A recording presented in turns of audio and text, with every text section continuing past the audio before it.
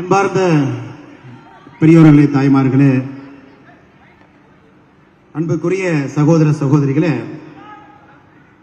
அனைவரும் கூட ஒரு அற்புதமான நாளில் பாரத பிரதமர் நரேந்திர மோடி அவர்கள் தொடர்ந்து 3வது முறையாக ஆட்சி அமைத்த பிறகு நடக்கக்கூடிய முதல் செயற்குழு கூட்டத்திற்கு நீங்கள் அனைவரும் வந்திருக்கிறீர்கள். இந்த கட்சியினுடைய இரும்பு தூண்கள் இங்க இருக்கக்கூடிய சகோதர சகோதரிகள், நீங்கள் கடுமையாக உழைக்கக்கூடியவர்கள். இந்த கட்சியினுடைய கொடியை இத்தனை ஆண்டு காலமாக தாங்கி பிடித்தவர்கள்.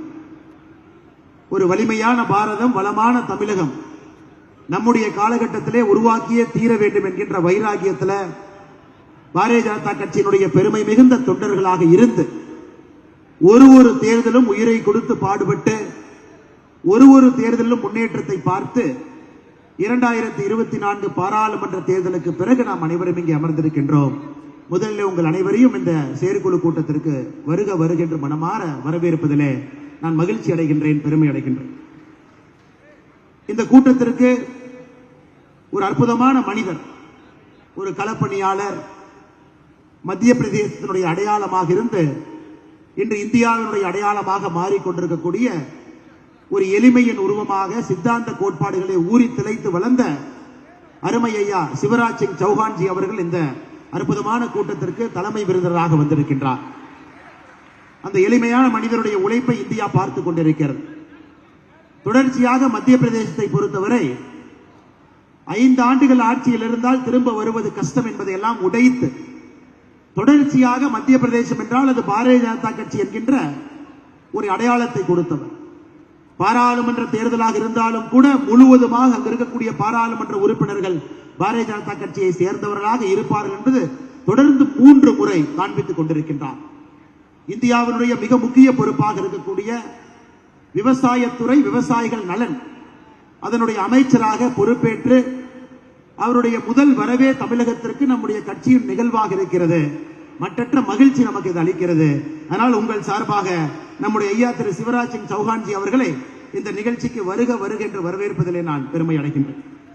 அதே போல நம்முடைய அண்ணன் முருகன் அவர் 2வது முறையாக தொடர்ந்து மோடிஜி 3.0 அந்த அமைச்சரவையில முக்கியமான 2 பொறுப்புகளுடைய அமைச்சராக இருந்து 8.5 கோடி தமிழர்களுடைய அடையாளமாக திறந்து தன்னுடைய எளிமையால், தன்னுடைய சித்தாந்தத்தால் இந்த கட்சியினுடைய வளர்ச்சிக்கு அரும்பாடுபட்டுக் கொண்டிருக்கக்கூடிய தலைவர். அதே நேரத்தில் தன்னுடைய கண்ணியமான அணுகுமுறையால் மோடி ஐயாவினுடைய கேபினெட்டில் தொடர்ந்து இருக்கக்கூடிய அற்புதமான தலைவர் அண்ணன் முருகன் அவர்களையும் கூட இந்த நேரத்தில் வருக வருக என்று வரவேற்பதில் நான் பெருமை அடைகின்றேன். அதே போல அருமை சொந்தங்களே, நம்முடைய சட்டமன்ற குழு தலைவர், திருநெல்வேலியினுடைய முகவரி, திருநெல்வேலியினுடைய சட்டமன்ற உறுப்பினராக இருக்கக்கூடிய அண்ணன் நயினார் நாகேந்திரன் அவர்கள், நம்முடைய அகில இந்திய பொறுப்பாளர், பாரதிய ஜனதா கட்சியினுடைய 2024 தேர்தலுக்கான பொறுப்பாளர், தேசிய செயலாளர் ஐயா அரவிந்த் மேனன் அவர்களை இந்த நேரத்தில் வருக வருகின்ற வரவேற்பதிலே மகிழ்ச்சி அடைகின்றேன். தொடர்ந்து தமிழகத்திற்கு கடந்த 3 ஆண்டுகளாக தன்னுடைய உழைப்பால், அவருக்கு தமிழ் தெரியாது என்றாலும் கூட கொஞ்சம் கொஞ்சமாக அதை கற்றுக்கொண்டு தொண்டர்களுடைய இதயத்தில் எல்லாம் இடம் பிடித்து நமக்கு ஒரு பெரிய வழிகாட்டியாக திகழ்ந்து கொண்டிருக்கக்கூடிய ஐயா பொங்கலெட்டி சுதாகர் ரெட்டிஜி அவர்கள் வந்திருக்கின்றார்கள். முன்னாள் எம்எல்சி அவர்களையும் கூட இந்த நேரத்தில் வருக வருகின்ற வரவேற்பதிலே மகிழ்ச்சி அடைகின்றேன். நம்முடைய முன்னாள் மாநில தலைவர், எப்பொழுதும் கூட இந்த கதையை இந்த நேரத்தில் நான் குறிப்பிட்டு சொல்ல விரும்புகின்றேன். எனக்கு முன்பு பேசிய தலைவர் ஒருவர் 2024 தேர்தலை பற்றி சொன்னாங்க. நமக்கு தெரியும் சைனீஸ் பேம்பு என்கின்ற ஒரு செடி இருக்கு. இந்த சைனீஸ் பேம்பு என்பது சைனாவில் அதிகமாக விளையக்கூடிய ஒரு மூங்கில். இந்த சைனீஸ் பேம்புனுடைய வளர்ச்சியை பார்த்தீங்கன்னா அது முதல் 90 நாள் 100 நாள் ரொம்ப குறைவா இவ்வளவுதாங்க வளரும், இவ்வளவுதான் வளரும். அதன் பிறகு நீங்க எவ்வளவுதான் தண்ணி ஊத்தினாலும் அந்த செடி வளரவே வளராது, அப்படியே நின்றுகிட்டே இருக்கும். அதன் பிறகு ஒரு 6 மாதம் 1 வருஷம் கழிச்சு நீங்க தண்ணி ஊத்த ஊத்த தினமும் 4 சென்டிமீட்டர் வளரும். அந்த சைனீஸ் பேம்புக்கு இருக்கக்கூடிய மகத்துவம், முதல்ல இவ்வளவு வளர்ந்திருக்கும், அதன் பிறகு வளராமல் அப்படியே இருக்கும், அதன் பிறகு வேக வேகமாக ஒரு நாளைக்கு 4 சென்டிமீட்டர் வளரும். நாம் அனைவரும் இப்பொழுது அந்த 4 சென்டிமீட்டர் வளரக்கூடிய நேரத்தில் நாம் இருக்கின்றோம். ஆனால் அந்த சைனீஸ் பேம்புவுக்கு தொடர்ச்சியாக நீர், அந்த சைனீஸ் பேம்புவாக இருக்கக்கூடிய அந்த மரத்திற்கு தொடர்ச்சியாக உரம், அதற்கு தொடர்ச்சியாக ஆக்கமும் ஊக்கமும் கொடுத்து நம்முடைய 2 மாநில தலைவர்கள் மேடையின் மீது இருக்கின்றார்கள். அவர்களையும் முன்னாள் மாநில தலைவர்கள், அவர்களையும் இந்த நேரத்தில் கௌரவப்படுத்த பெருமை அடைகின்றேன். நம்முடைய முன்னாள் அமைச்சர், முன்னாள் மாநில தலைவர் ஐயா பொன் ராதாகிருஷ்ணன் அவர்கள், நம்முடைய முன்னாள் மாநில தலைவர் 2 மாநிலத்தினுடைய ஆளுநராக இருந்து மறுபடியும் மக்கள் சேவைக்கு நான் வர வேண்டும், இங்கே வந்து மக்களுக்காக பணியாற்ற வேண்டும் என்கின்ற உந்துதல் இங்கு வந்திருக்கக்கூடிய தமிழிசை சவுந்தரராஜன் அக்கா அவர்கள் இருவரையும் கூட இந்த நேரத்தில் மனமாற வாழ்த்தி மகிழ்வதிலே உங்கள் சார்பாக நானும் பெருமை அடைகின்றேன். மூத்த முன்னோடி தேசிய செயலாளராக இருந்தவர், பாரதிய ஜனதா கட்சியினுடைய அடையாளம், சித்தாந்த கொள்கையிலே கொஞ்சம் கூட சமரசம் இல்லாமல் உரக்க பேசக்கூடிய குரலுக்கு சொந்தக்காரராக இருக்கக்கூடிய முன்னாள் சட்டமன்ற உறுப்பினர் ஐயா ஹெச் ராஜா அவர்களை இந்த நேரத்தில் வரவேற்பதிலே மகிழ்ச்சி அடைகின்றேன். அதுபோல அருமை சகோதரர்களே, இன்னைக்கு பாரதிய ஜனதா கட்சியினுடைய அகில இந்திய முகவரி, அசாமாக இருக்கட்டும், ஜம்மு அண்ட் காஷ்மீராக இருக்கட்டும், எங்கே சென்றாலும் கூட தன்னுடைய கொங்கு தமிழிலே அற்புதமாக பேசி அனைத்து பாரதிய ஜனதா கட்சி மக்களுடைய தொண்டர்களுடைய அன்பை எல்லாம் பெற்றிருக்கக்கூடிய, நமக்கு ஆக்கமும் ஊக்கமும் கொடுக்கக்கூடிய பாரதிய ஜனதா கட்சியினுடைய தேசிய மகளிர் அணியினுடைய தலைவி அக்கா வானதி ஸ்ரீனிவாசன், கோயம்புத்தூருடைய முகவரி சட்டமன்ற உறுப்பினர், அவரை இந்த கூட்டத்திற்கு வரவேற்பதிலே மற்றற்ற மகிழ்ச்சி அடைகின்றேன், பெருமை அடைகின்றேன். அதே போல இந்த நிகழ்ச்சி நடப்பதற்கு மிகப்பெரிய ஒரு காரணம் அன்பு சகோதரர் வினோத் பி செல்வம் அவர்கள். ஒரு செயற்குழு எப்படி இருக்க வேண்டும், அது பிரம்மாண்டமாக இருக்க வேண்டும். தேர்தலுக்கு பிறகு நடக்கக்கூடிய செயற்குழு இது ஒரு மாநாடு போல இருக்க வேண்டும். இந்த செயற்குழுக்கு வரக்கூடிய ஒரு தொண்டரும் கூட கர்வத்தோடு இந்த செயற்குழுக்கு வந்துவிட்டு நான் பாரதிய ஜனதா கட்சியினுடைய தொண்டர் என்று பெருமையாக சொல்ல வேண்டும் என்பதற்காக சிறப்பு ஏற்பாடுகளை கவனித்து மிக அற்புதமான இந்த செயற்குழு நடப்பதற்கு முக்கிய காரணகர்த்தராக இருக்கக்கூடிய மாநிலத்தினுடைய செயலாளர், இந்த பகுதியினுடைய பெருங்கோட்ட பொறுப்பாளர் அருமை சகோதரர் வினோத் பி செல்வம் அவர்களுக்கு இந்த நேரத்தில் என்னுடைய நெஞ்சார்ந்த நன்றிகளை இந்த நேரத்தில் நான் தெரிவித்துக் கொள்கின்றேன். அருமை சகோதர சகோதரிகளே, அண்ணன் சரத்குமார் அவர்கள் மேடையின் மீது இருக்கின்றார். எவ்வளவு பெரிய மனது பாருங்க.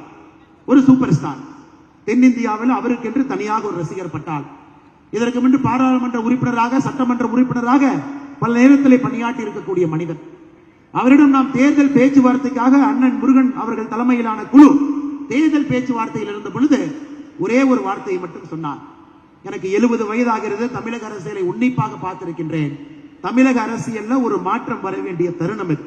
அதே நேரத்தில் மோடி அவர்களுக்கு 400 பாராளுமன்ற உறுப்பினர்கள் வர வேண்டும், அதற்கு நான் தூணாக இருக்க போகின்றேன் என்று தன்னுடைய கட்சியை பாரதிய ஜனதா கட்சியோடு முழுமையாக இணைத்துவிட்டு இன்று நம்முடைய கட்சியில் ஒரு அடிப்படை தொண்டனாக இருக்கக்கூடிய ஒரு மிகப்பெரிய மனதுக்கு சொந்தக்காரர் அண்ணன் சரத்குமார் அவர்கள், அவர்களையும் இந்த நேரத்தில் வருகின்ற வரவேற்று நம்முடைய மூத்த தலைவர், எல்லோரும் நம்முடைய துணைத் தலைவர்கள், ஆனால் தலைவருக்கு இணையாக பணி செய்து மிக அற்புதமாக இந்த கட்சியினுடைய வளர்ச்சிக்கு பாடுபடக்கூடிய மேடையில் இருக்கக்கூடிய, எனக்கு முன்பு பேசிவிட்டு அமர்ந்திருக்கக்கூடிய அண்ணன் சக்கரவர்த்தி அவர்கள், அண்ணன் வி.பி. துரைசாமி அவர்கள், அண்ணன் கே.பி. ராமலிங்கம் அவர்கள், அண்ணன் கே.எஸ். நரேந்திரன் அவர்கள், அண்ணன் கருநாகராஜன் அவர்கள், அக்கா டாக்டர் சசிகலா புஷ்பா அவர்கள், அண்ணன் கனகசபாபதி அவர்கள், அண்ணன் நாராயண திருப்பதி அவர்கள், அண்ணன் டால்பின் ஸ்ரீதர் அவர்கள், அண்ணன் ஏஜி சம்பத் அவர்கள், அண்ணன் ஆர்சி பால் கனகராஜ் அவர்களுக்கும் இந்த நேரத்தில் என்னுடைய நெஞ்சார்ந்த வணக்கத்தையும் நன்றிகளையும் தெரிவித்துக் கொள்கின்றேன்.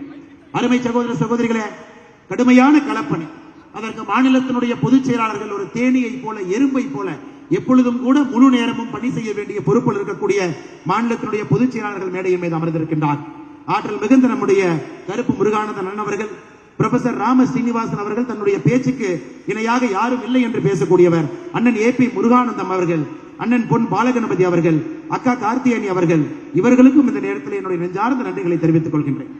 நம்முடைய அமைப்பு பொதுச் செயலராக இருந்து தமிழ்நாடு போன்ற ஒரு மிக கடுமையான ஒரு சித்தாந்தம் போட்டி இருக்கக்கூடிய மாநிலத்தில் எதையும் பற்றி பொறுப்பெடுப்பாங்க. மீடியாவில் என்ன வேணாலும் எழுதட்டும், நம்முடைய எதிராளிகள் என்ன வேண்டுமானாலும் என்னை குறை சொல்லட்டும், அதை பற்றி கவலை இல்லை. பாரதிய ஜனதா கட்சியினுடைய வளர்ச்சி மட்டுமே என்னுடைய நோக்கம் என்று முழுமையாக இந்த இயக்கத்திற்கு அர்ப்பணித்து 7 ஆண்டுகளாக பணி செய்து கொண்டிருக்கக்கூடிய அமைப்பு பொதுச் செயலாளர் கேசவ் விநாயகி அவர்களுக்கும் இந்த நேரத்தில் என்னுடைய நெஞ்சார்ந்த நன்றிகளை தெரிவித்துக் கொள்கின்றேன். மாநில செயலாளர்களுக்கும் கூட இந்த நேரத்தில் அங்கீகாரம் கொடுப்பது என்னுடைய கடமையாக கருதுகின்றேன். மிக கடுமையாக பணி செய்திருக்கக்கூடிய நம்முடைய மாநில செயலாளர்கள் அண்ணன் கரத்தே தியாகராஜன் அவர்கள், சென்னையினுடைய முன்னாள் மேயர் அண்ணன் கோ வெங்கடேசன் அவர்கள், அக்கா மலர்கொடி அவர்கள், அக்கா சுமதி வெங்கடேஷ் அவர்கள், அருமை சகோதரி மீனாட்சி அவர்கள், அண்ணன் சதீஷ்குமார் அவர்கள், அருமை சகோதரி மீனா தேவ் அவர்கள், அருமை சகோதரர் அஸ்வத்தாமன் அவர்கள், அருமை சகோதரி இந்த நிகழ்ச்சியினுடைய ஏற்பாட்டராக இருக்கக்கூடிய அனந்த பிரியா அவர்கள், அருமை அக்கா பிரமீளா சம்பத் அவர்கள், மாநிலத்தினுடைய பொருளாளர், இன்னைக்கு பிறந்த நாளும் கூட இருக்கக்கூடிய அண்ணன் எஸ்.ஆர். சேகர் அவர்கள், இயக்கத்திற்காக தன்னை அர்ப்பணித்து கடுமையாக பணி செய்து கொண்டிருக்கக்கூடிய நண்பர், சிறப்பு அழைப்பாளர் செயற்குழு முன்னாள் சட்டமன்ற உறுப்பினர் அக்கா காயத்ரி தேவி அவர்கள், இணை பொருளாளர் சிவசுப்பிரமணியம் அவர்கள், அலுவலகத்தினுடைய செயலாளர் சந்திரன் அவர்கள், நம்முடைய மூத்த தலைவர்கள் மட்டுமில்லாமல் நம்முடைய சட்டமன்ற உறுப்பினர்கள் காலிலே செருப்பு போடாமல் பூமி தாய்க்கு வலிக்கும் என்கின்ற ஒரு பெரிய மனபாரத்தோடு பாரதிய ஜனதா கட்சிக்கு ஒரு தேனி போல் இந்த வயசில் முளைத்துக் கொண்டிருக்கக்கூடிய நம்முடைய நாகர்கோவில் தொகுதியினுடைய எம்எல்ஏ ஐயா எம்.ஆர். காந்தி அவர்கள், மொடக்குறிச்சி தொகுதியினுடைய எம்எல்ஏ அக்கா டாக்டர் சி.கே. சரஸ்வதி அவர்கள் சற்று மாதங்களுக்கு முன்பு தன்னுடைய சட்டமன்ற உறுப்பினர் பணியை பொறுப்பை துறந்துவிட்டு பாரதிய ஜனதா கட்சியில் இணைந்து ஒரு தொண்டராக பணியாற்றிக் கொண்டிருக்கக்கூடிய அக்கா விஜயதாரணி அவர்கள், பாரதிய ஜனதா கட்சியில் அண்ணன் சரத்குமார் அவர்களோடு இணைந்து கட்சியிலே ஒரு தொண்டராக கடுமையாக பாடுபட்டுக் கொண்டிருக்கக்கூடிய அருமை அக்கா ராதிகா சரத்குமார் அவர்கள் நம்மோடு இருக்கின்றார்கள். அவர்களுக்கும் இந்த நேரத்தில் நெஞ்சார்ந்த நன்றிகளை தெரிவித்துக் கொண்டு மேடையில் இருக்கக்கூடிய எல்லா தலைவர்களும் கூட, லோகநாதன் அவர்கள், கதிரி நரசிங்க பெருமாள் அவர்கள், நம்முடைய அணி பிரிவினுடைய தலைவர்கள், குறிப்பாக நம்முடைய அணியினுடைய தலைவர்கள் மிக முக்கியமானவர்கள், கடுமையாக உழைக்கக்கூடியவர்கள். அவர்களுக்கும் அங்கீகாரம் கொடுக்க வேண்டிய கடமை எனக்கு இருக்கிறது. மகளிர் அணியினுடைய தலைவர் அக்கா உமாரதி அவர்கள், இளைஞர் அணியினுடைய தலைவர் ரமேஷ் சிவா அவர்கள், விவசாய அணியினுடைய தலைவர் ஜி.கே. நாகராஜன் அவர்கள், எஸ்டி மோர்ச்சாவுடைய தலைவராக இருக்கக்கூடிய சிவபிரகாசம் அவர்கள், மைனாரிட்டி மோர்ச்சாவுடைய தலைவராக இருக்கக்கூடிய தைசி சரண் அவர்கள், ஓபிசி மோர்ச்சாவுடைய தலைவராக இருக்கக்கூடிய தாய் சுரேஷ் குமரேசன் அவர்கள், மாநிலத்தில் இருக்கக்கூடிய எல்லா மூத்த தலைவர்களுக்கும் இந்த நேரத்தில் என்னுடைய நெஞ்சார்ந்த நன்றிகளை தெரிவித்துக் கொள்கின்றேன். மிக கடுமையாக பாடுபட்டு தொண்டர்களை எல்லாம் ஒருங்கிணைத்து இன்னைக்கு திருவள்ளூரில் இந்த செயற்குழு கூட்டம் சிறப்பாக நடந்து கொண்டிருக்கிறது என்றால் அதற்கு மிக மிக முக்கிய காரணம் இந்த மாவட்டத்தினுடைய தலைவராக இருக்கக்கூடிய அஸ்வின் அவர்களுக்கும் இந்த நேரத்தில் என்னுடைய நெஞ்சார்ந்த நன்றிகளை நான் தெரிவித்துக் கொள்கின்றேன். அருமை சகோதர சகோதரிகளே, இந்த செயற்குழு ஒரு வரலாற்று சிறப்புமிக்க செயற்குழு. காரணம், தமிழகத்தில் பாரதிய ஜனதா கட்சி இதற்கு முன்பு எல்லா தலைவர்களும் தொண்டர்களும் கட்டியிருக்கக்கூடிய கட்டடத்தின் மீது மறுபடியும் ஒரு அடுக்குமாடியை நாம் கட்டியிருக்கின்றோம். 2014 இருக்கட்டும், பாரதிய ஜனதா கட்சி தனியாக செல்ல முடியும், தமிழகத்தில் தனியாக ஒரு கூட்டணி அமைக்க முடியும் என்பதை காட்டி தமிழகத்திலே மிகப்பெரிய வரலாறு படைத்தோம் 2014. அதன் பிறகு 2016 பாரதிய ஜனதா கட்சி தமிழகத்தில் எல்லா தொகுதிகளிலும் கூட தனித்து போட்டியிட்டோம். 2019 தேர்தலாக இருக்கட்டும், 2021 தேர்தலாக இருக்கட்டும், இது எல்லாத்தையும் கூட களம் கண்டவர்கள். 2024 மறுபடியும் தைரியத்தோடு தமிழகத்தில் பாரதிய ஜனதா கட்சியால் ஒரு கூட்டணி அமைக்க முடியும், ஒரு வித்தியாசமான அரசியல், வித்தியாசமான ஆட்சி வர வேண்டும் என்றால் அது பாரதிய ஜனதா கட்சியினுடைய தலைமையால் மட்டும்தான் முடியும் என்பதற்கு நங்கூரமும் பிள்ளையார் சொல்லியும் போட்ட தேர்தல் 2024 பாராளுமன்ற தேர்தல். நம்முடைய பாரத பிரதமர் நரேந்திர மோடி அவர்கள் தொடர்ந்து 3வது முறை, உங்களுக்கு தெரியும், இந்திய அரசியலை பார்த்தவர்களுக்கு தெரியும், உலக அரசியலை பார்ப்பவர்களுக்கு தெரியும், 3வது முறையாக ஆட்சியை தக்க வைப்பது எவ்வளவு கடினம் என்பது நம்ம எல்லோருக்கும் தெரியும். நேற்றுதான் இங்கிலாந்துல ஆட்சியில் இருந்த கட்சி ஆட்சி அதிகாரத்தை இழந்திருக்கின்றார். ஒரு நாடாக பார்த்துக் கொண்டிருக்கின்றோம். இந்த கொரோனாவுக்கு பிறகு அங்க இருக்கக்கூடிய எல்லா கட்சிகளும் ஆட்சிகளும் தன்னை இழந்திருக்கின்றார்கள். ஆனால் இந்திய மக்கள் மறுபடியும் பாரத பிரதமர் நரேந்திர மோடி அவர்கள் மீது நம்பிக்கை வைத்து மறுபடியும் 3வது முறை இந்திய அரசியல் பண்டிட் ஜவஹர்லால் நேரு அவர்களுக்கு பிறகு 3வது முறையாக பொறுப்பேற்கக்கூடிய ஒரு பிரதமராக ஒரு சரித்திரத்தை படைத்திருக்கக்கூடிய பாரத பிரதமர் நரேந்திர மோடி ஐயா அவர்களை இந்த நேரத்தில் நாம் எல்லோரும் வாழ்த்தி வணங்கினாலும் கூட அவர்களை நாம் இன்னும் கடுமையாக பணி செய்ய வேண்டிய நேரம் இருக்கு. அதற்கு பிள்ளையார் சொல்லியாக 2024 பாரதிய ஜனதா கட்சி நம்முடைய வளர்ச்சியை காட்டியிருக்கின்றோம். 11 விழுக்காடு நம்முடைய வாக்கு வங்கியாக நாம் உயர்த்தி காட்டியிருக்கின்றோம். ஒரு கூட்டணி அமைத்திருக்கின்றோம். கூட்டணியாக 18% வாக்கை நாம் வாங்கியிருக்கின்றோம். அடுத்து வரக்கூடிய 2 ஆண்டுகளும் கூட கடினமான ஆண்டுகள், கடினமாக நாம் களத்தில் உழைக்க வேண்டிய நாட்கள். 2026 ஒரு வித்தியாசமான அரசியலை, தமிழகத்திலே மக்களை சார்ந்த ஒரு அரசியல், ஏழை மக்களை மேம்படுத்தக்கூடிய ஒரு அரசியல், விவசாய நலனை சார்ந்த ஒரு அரசியல் வர வேண்டும் என்றால் அது பாரதிய ஜனதா கட்சி கையில் எடுத்திருக்கக்கூடிய அரசியலால் மட்டும்தான் முடியும். அதே நேரத்தில் உங்களுக்கு தெரியும், எந்த ஒரு மரத்துல சுவையான மாம்பழம் இருக்கிறதோ அந்த மரத்தின் மீது கல்லடிப்படுவது சகஜம்தான்.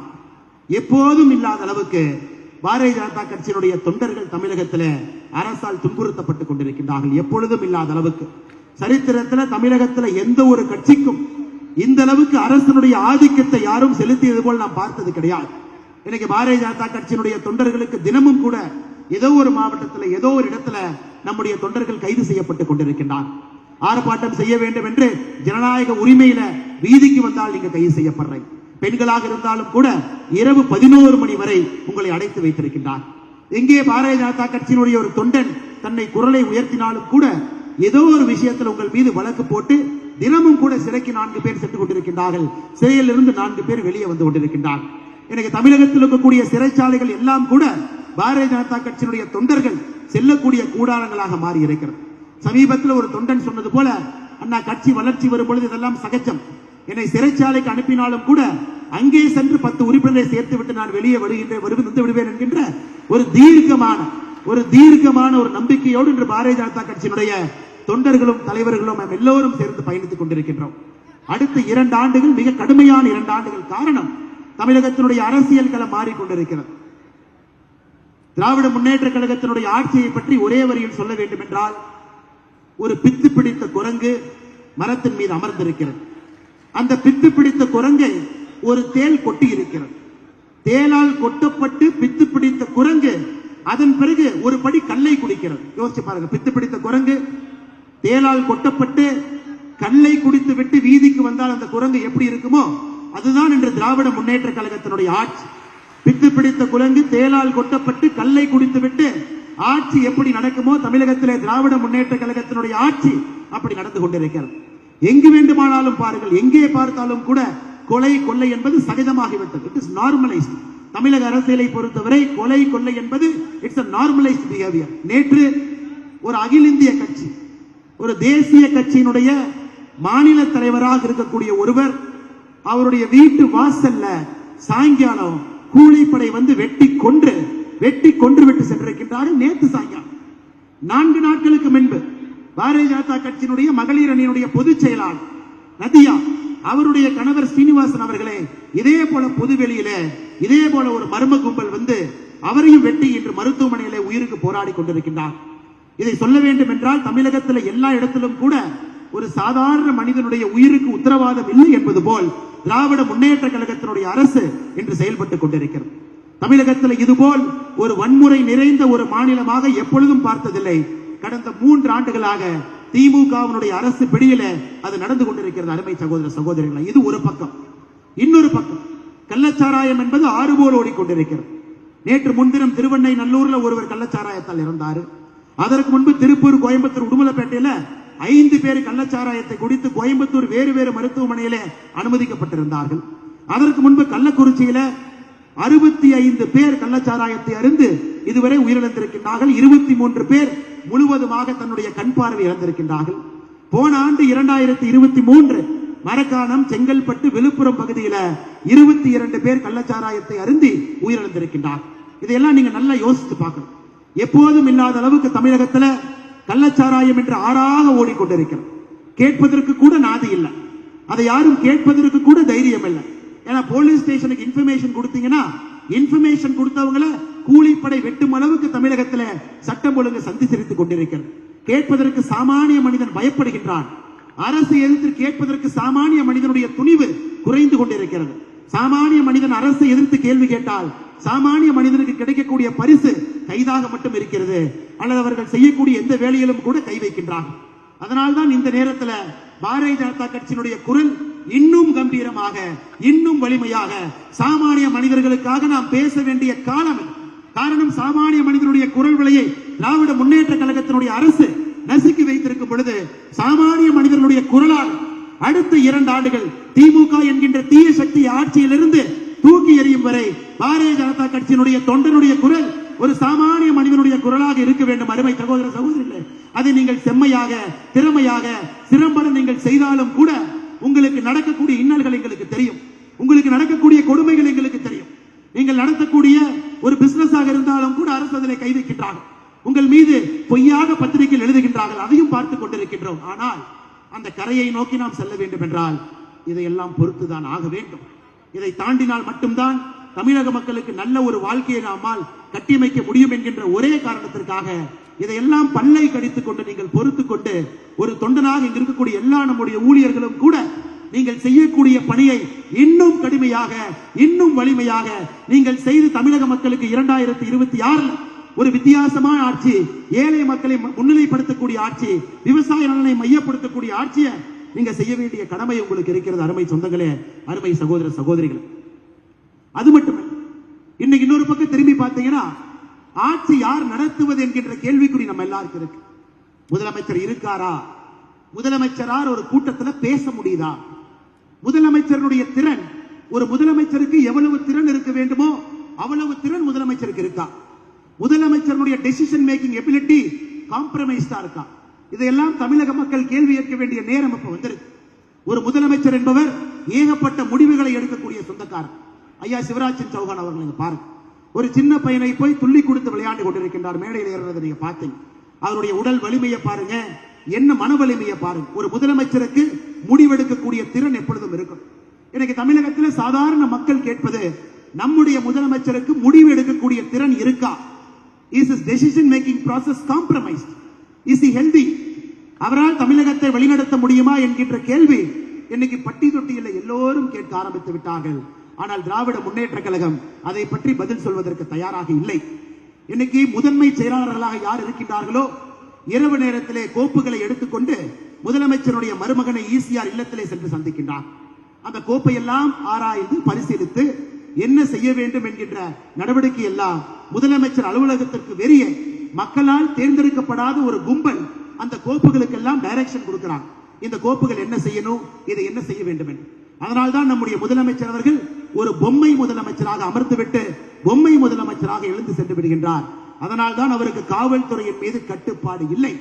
ஒரு டிஜிபியோ, ஒரு காவல்துறை கண்காணிப்பாளரோ, ஒரு டிஐஜியோ, ஒரு ஐஜியோ அமர வைத்து அவரிடம் கேள்வி கேட்டு, எதற்காக தமிழகத்திலே தப்பு நடக்கிறது, எதற்காக கூலிப்படைகளுடைய கூடாரமாக சென்னை மாறி இருக்கிறது, எதற்காக கள்ளச்சாராயம் ஆறுகளை போல் நடந்து கொண்டிருக்கிறது என்று கேட்பதற்கான திறன் முதலமைச்சருக்கு இல்லை என்பதை மிக தெளிவாக இந்த 3 ஆண்டுகள்ல திராவிட முன்னேற்ற கழகத்தினுடைய அரசு நமக்கு படம் பிடித்து காட்டியிருக்கிறது. அருமை சகோதர சகோதரிகள், அப்ப நாம் புரிஞ்சுக்கணும், இன்னைக்கு தமிழகத்தில் இயக்குவது மக்களால் தேர்ந்தெடுக்கப்பட்ட அரசு கிடையாது.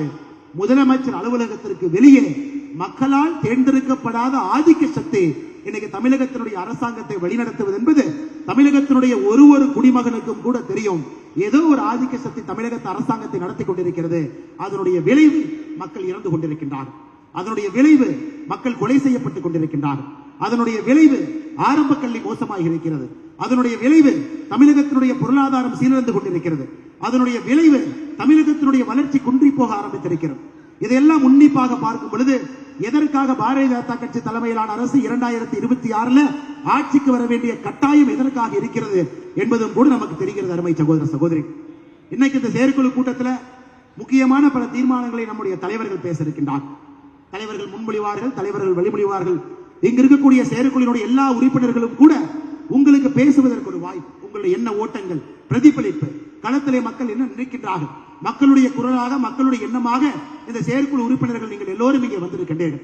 நீங்களும் இந்த தீர்மானத்திலே பங்கெடுக்க வேண்டும் என்கின்ற வேண்டுகோளை உங்களுக்கு வைக்கின்றேன். இன்னைக்கு இந்த செயற்குழு தீர்மானங்கள் 7 தீர்மானங்கள் இருக்கும்.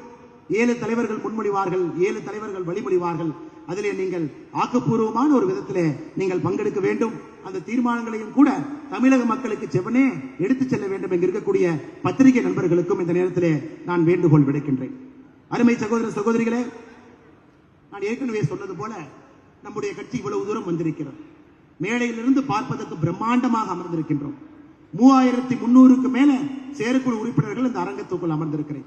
இது சாதாரணமா நடக்கல.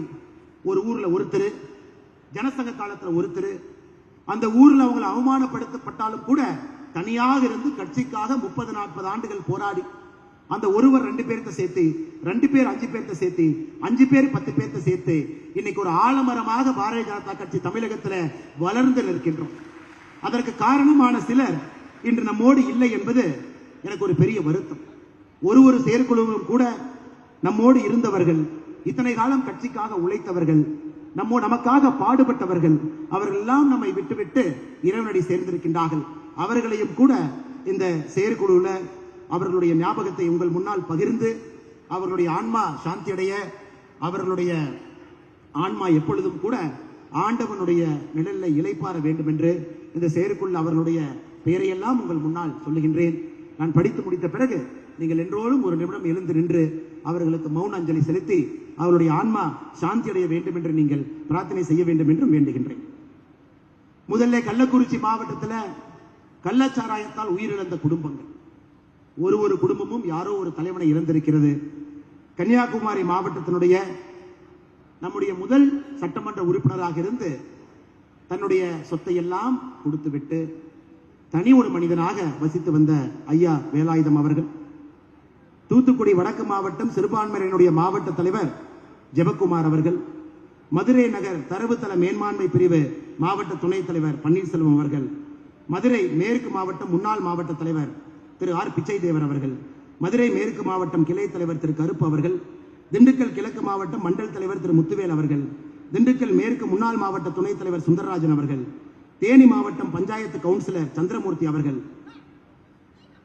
தேனி மாவட்டம் இளைஞரணி மாவட்ட பொதுச் செயலாளர் தினேஷ் அவர்கள், அதே போல தேனி மாவட்டம், தஞ்சாவூர் மாவட்டம், நாகப்பட்டினம் மாவட்டம், விழுப்புரம் மாவட்டம், காஞ்சிபுரம் மாவட்டம், திருவள்ளூர் மாவட்டம், திருவண்ணாமலை மாவட்டம், ஈரோடு மாவட்டம், கோயம்புத்தூர் மாவட்டம், நீலகிரி மாவட்டம், சேலம் மாவட்டம், இங்கு இருக்கக்கூடிய எல்லா நம்முடைய தொண்டர்களும் கூட இந்த ஆண்டுல நம்மை விட்டு சென்றிருக்கின்றார்கள் கடந்த செயற்குழு முடிந்த பிறகு. அதே போல தமிழகத்தினுடைய முக்கியமான தலைவர்களாக ஆன்மீக குருக்களாக இருந்த மூத்தவர்களும் கூட நம்மை விட்டு பிரிந்திருக்கின்றார்கள். பங்கார் அடிகளார் ஐயா தமிழகத்தினுடைய ஆன்மீக புரட்சிக்கு விதை விதைத்தவர். விவசாய புரட்சிக்கு விதை விதித்த ஐயா MS சுவாமிநாதன் அவர்கள், இளையராஜா ஐயாவினுடைய அன்பு புதல்வி, தனக்கென ஒரு அற்புதமான குரலுக்கு சொந்தக்காரி பவதரணி அவர்கள், சுந்தரஜோதி அவர்கள், சங்கரசுப்பு BMS அவர்கள், நேற்று பகுஜன் சமாஜ்வாடி கட்சியினுடைய மாநில தலைவராக இருக்கக்கூடிய ஆம்ஸ்ட்ராங் அவர்கள் எல்லோரும் நம்மை விட்டு பிரிந்திருக்கின்றார்கள். அவர்கள் எல்லோருக்கும் நாம் இந்த நேரத்தில் அவருடைய ஆன்மாவுக்கு நாம் அஞ்சலி செலுத்துகின்றோம். அனைவரும் எழுந்து நின்று ஒரு நிமிடம் மௌன அஞ்சலி செலுத்துமாறு பணிவன்போடு கேட்டுக்கொள்கின்றோம்.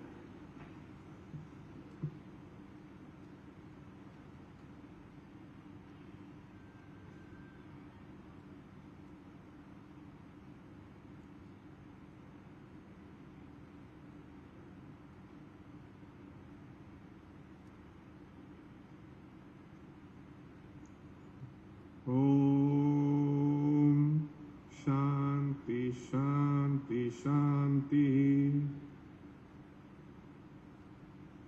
நன்றி, வணக்கம். பாரத் மாதா கி ஜெய்.